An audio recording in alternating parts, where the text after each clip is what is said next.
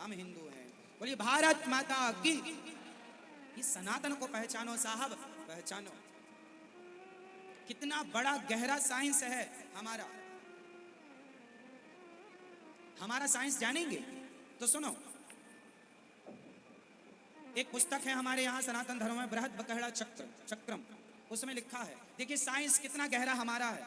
आज मैं आपको एक ऐसी बात बताऊंगा जो शायद आपने जिंदगी में ना सुनी हो, सुन लो। स्त्रियों से जुड़ी बात है। जिसको बेटियां बहुत हो गई हैं और बेटा चाहता है वो सुनेगा। आप सब सुनिएगा, सबके काम की बात। देखिए हमारा शास्त्र कितना साइंटिफिक है। ये बातें लाखों साल पहले लिख दी गई थी। साइंस जहां आज पहुंच भी नहीं पाया या कुछ कुछ पहुंच भी गया।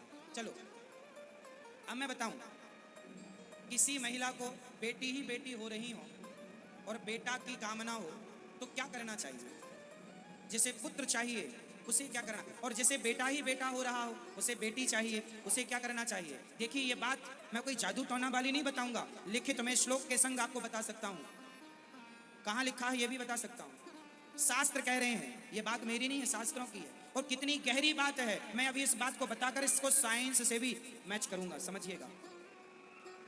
अब किस दिन गर्भाधान करने से लड़की होती है और किस दिन गर्भाधान करने से लड़का होता है, हमारे शास्त्र ये सब बताते हैं। सुनो, स्त्री का जब रजो दर्शन स्टार्ट होता है, जिसे कहते हैं पीरियड, जिसे कहते हैं मासिक धर्म, शास्त्र कहते हैं कि स्त्री का जो मासिक धर्म स्टार्ट होता है उस दिन से, वो पहला दिन से 4 रातें छोड़ दीजिए, 4 रातें छोड़ दीजिए। यदि 5वीं रात को यदि गर्भाधान हो गया तो बेटी होगी।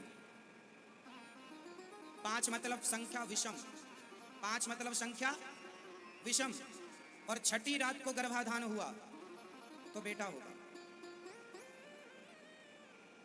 सम संख्या में ये शुरू कब होगा? जिस दिन महिला का टाइम स्टार्ट हुआ है, पीरियड, उस दिन से पहली रात, दूसरी रात, तीसरी रात, चौथी रात छोड़ के 5वीं रात गर्भाधान हुआ तो बेटी, 6ठी रात हुआ बेटा, 7वीं रात हुआ बेटी, 8वीं रात हुआ बेटा, 9वीं रात हुआ बेटी, 10वीं रात हुआ बेटा, 11वीं रात हुआ बेटी, 12वीं रात हुआ बेटा, सिर्फ 12।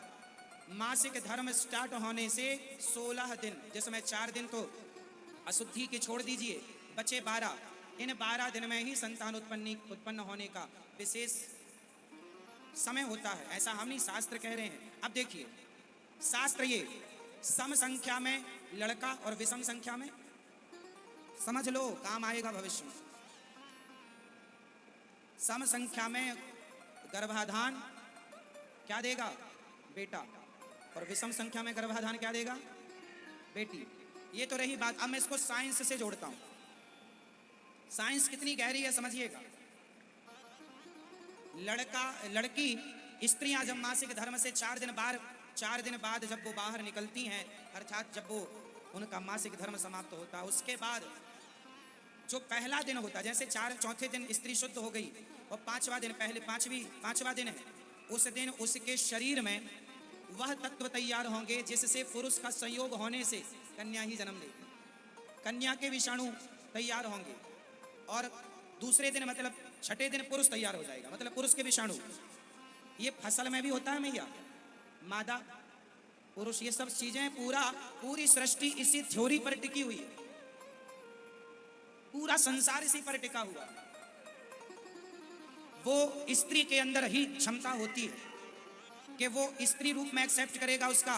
कहते हैं पुरुष का तेज स्त्री के गर्भ में जब जाता है तो स्त्री का रज पुरुष के तेज में मिलकर, वो जो रज होता है स्त्री के अंदर भी एक तत्व पाया जाता है।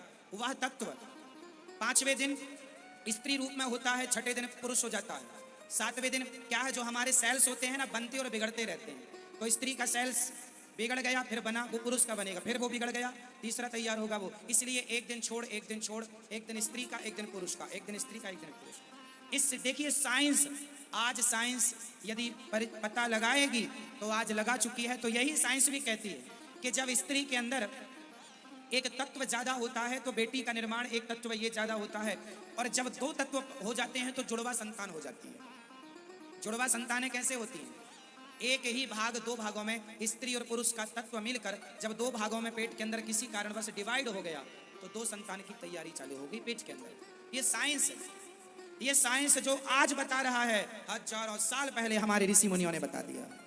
कितना बड़ा साइंस, कितना बड़ा शोध है ये, जो मैंने 2 मिनट में पूरा कर दिया। इस शोध को बताने के लिए साइंटिस्टों ने हजारों लाखों करोड़ों रुपए खर्च किए हैं, कितनी बड़ी बड़ी मशीनें बनाई, कितना शोध किया, कितनी रिसर्च की, तब ये बता पाए। हमारे ऋषि मुनियों ने एक श्लोक में सारा लिख दिया। क्यों? शोध करके, यूं हवा में नहीं लिख दिया, शोध करके लिखा। कितना गहरा है हमारा धर्म, हमारी संस्कृति। और आज आप लोग अपने बच्चों को पोयम पढ़ाते हैं, पोयम याद कराते हैं। अरे गीता के श्लोक कभी